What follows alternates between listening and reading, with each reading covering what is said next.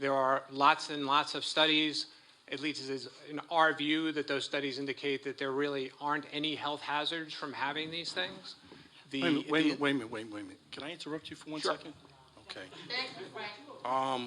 We were at a meeting before that, in fact, my committee took this meeting, and it was said several times that this stuff was not tested as far as health concerns before you put these into the neighborhoods.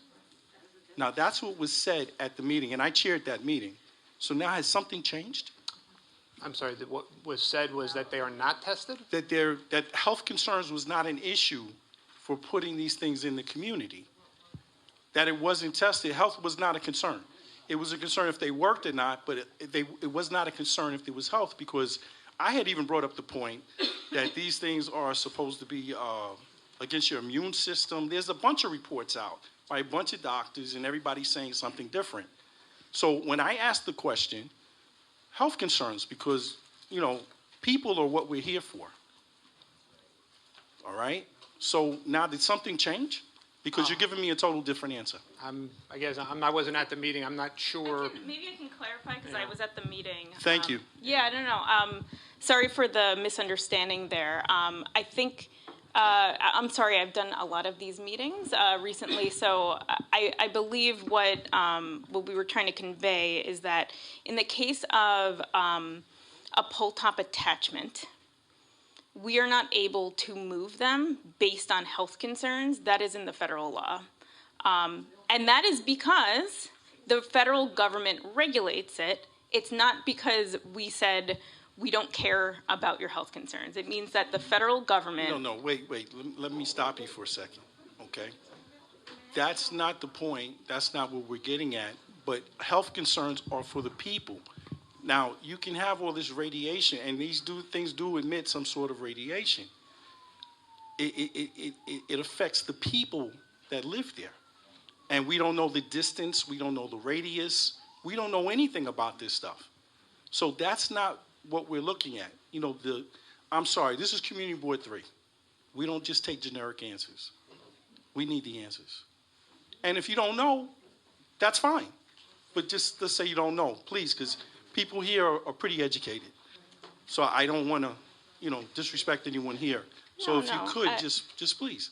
We would like to know how much radiation these things emit. What are the health concerns? You know, it's nice to have Wi-Fi, but if I get cancer or whatever condition, my immune system goes down, is it worth it to me for your program, for the city, or for the state? I don't think so. That's the line in which we're going. I don't want to prolong this because I don't want to take over this meeting. But, oh, this is my meeting, but, you know.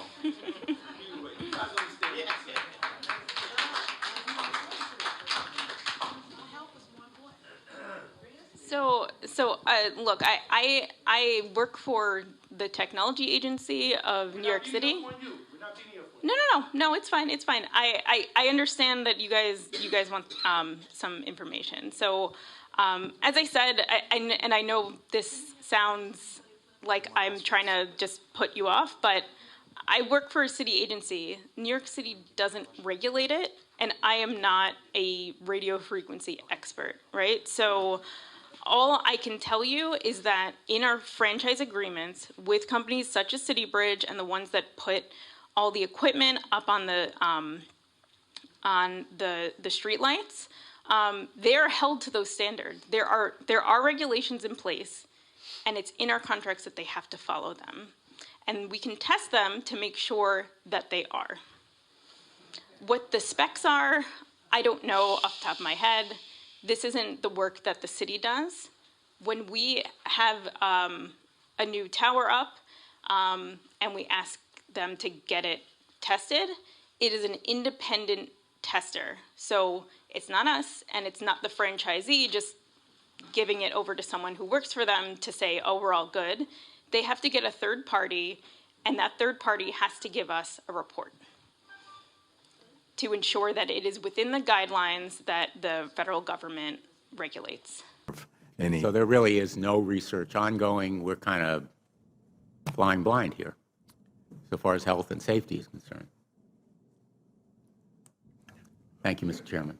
What happens when thousands of these cells begin appearing near schools, community centers, homes, and workplaces?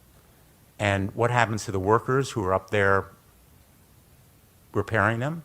What happens to the folks who are walking by them every day, school children? And the younger the children, the more susceptible to the radio frequencies they may be. Did you know the insurance industry will not underwrite companies building out the 5G infrastructure? 5G is deemed as an emerging risk, as the biological effects of EMF in general and 5G in particular are still being debated. Potential claims for health impairments may come with a long latency. That's from Sonar's 2019 Swiss Re Zurich, Switzerland Reinsurance Company report. Final thing I'll mention before I go, 10K disclosure.